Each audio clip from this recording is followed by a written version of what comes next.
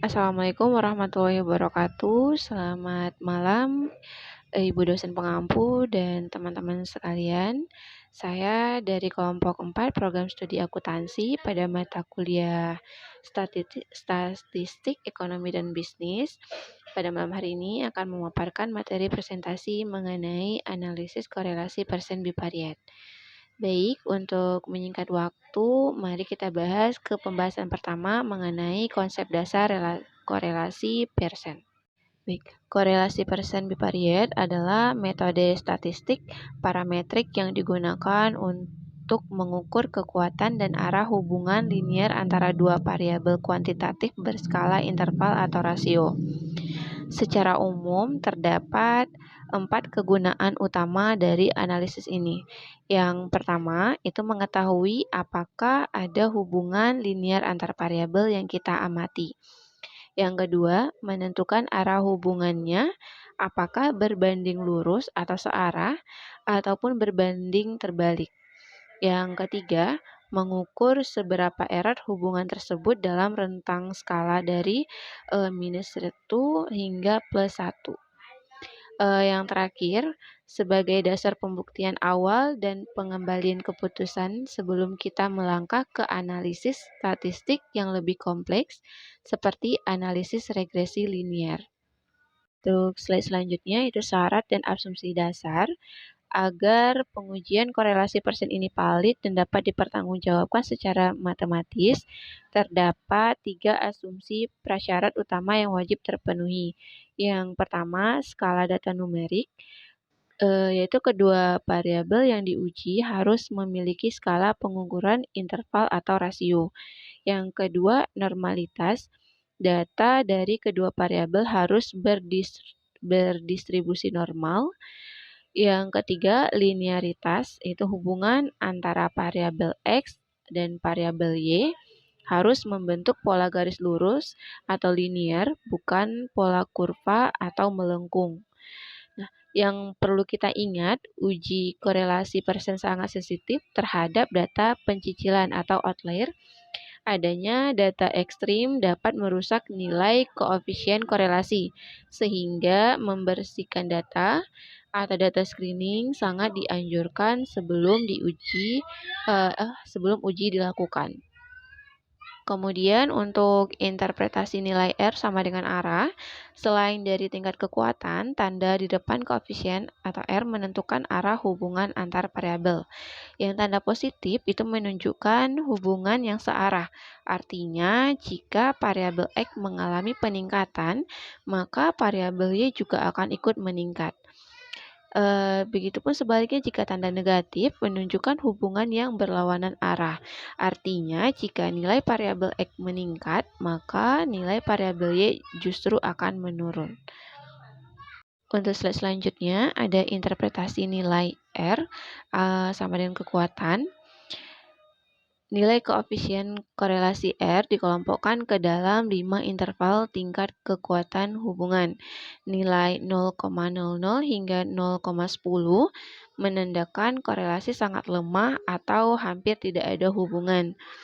Yang kedua, nilai 0,10 hingga 0,39 masuk dalam kategori korelasi lemah.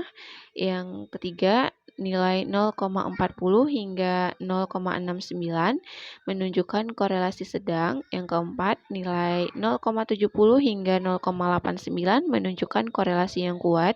Dan yang terakhir, nilai 0,90 hingga 1,00 menandakan korelasi sangat kuat.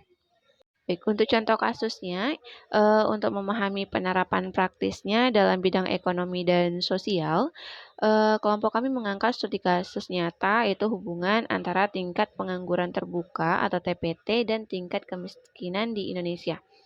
Yang mana variabel X independen itu tingkat pengangguran terbuka TPT dan variabel Y dependen sebagai tingkat kemiskinan atau TK.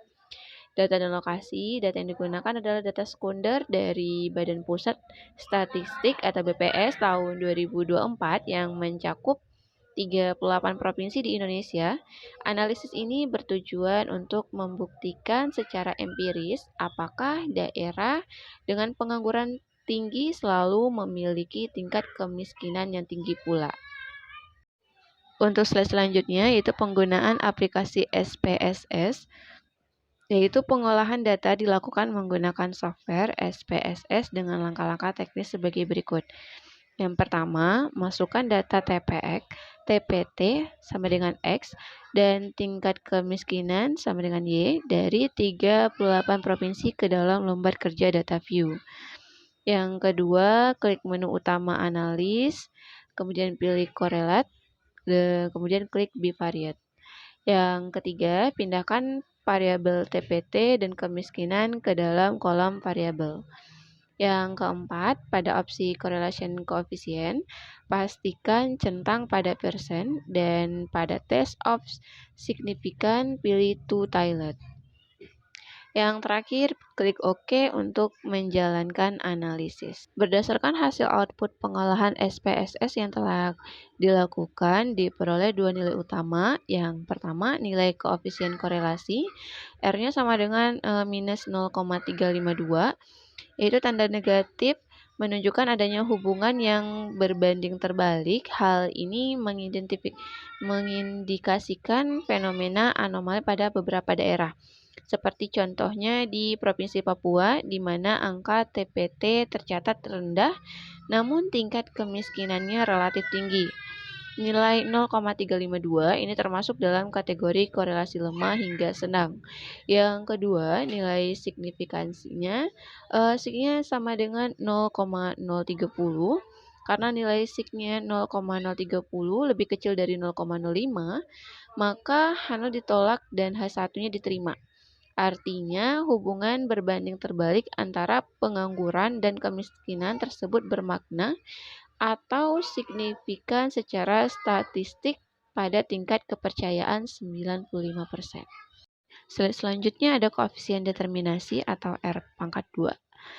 Untuk mengetahui besarnya kontribusi variabel TPT terhadap kemiskinan, kita menghitung koefisien determinasinya R2 sama dengan dalam kurung minus 0,352 pangkat 2 sama dengan 0,124 atau 12,4%. Interpretasi ekonomi, nilai R pangkat 2 sama dengan 12,4% menunjukkan bahwa variabel tingkat pengangguran terbuka hanya mampu menjelaskan sebesar 12,4% dari variasi naik turunnya tingkat kemiskinan di Indonesia pada tahun 2024. Sementara itu, porsi terbesar yaitu sebesar 87,6% dipengaruhi oleh faktor-faktor eksternal lain di luar model, seperti kualitas infrastruktur, kualitas SDM atau pendidikan, akses layanan dasar, pendapatan sektor informal, serta pemerataan investasi daerah. Sebagai penutup dari pemaparan materi hari ini, dapat kita simpulkan beberapa poin kunci. Yang pertama, hubungan antara TPT dan kemiskinan di Indonesia tahun 2024 terbukti bersifat negatif atau berlawanan arah dan signifikan dengan tingkat kekuatan korelasi lemah hingga sedang. Yang kedua, rendahnya angka pengangguran terbuka di beberapa wilayah tidak serta-merta menjamin rendahnya angka kemiskinan. Hal ini disebabkan oleh banyaknya tenaga kerja yang terserap di sektor informal dengan tingkat produktivitas dan upah yang rendah. Yang terakhir, implikasi kebijakan atau polisi rekomendasi.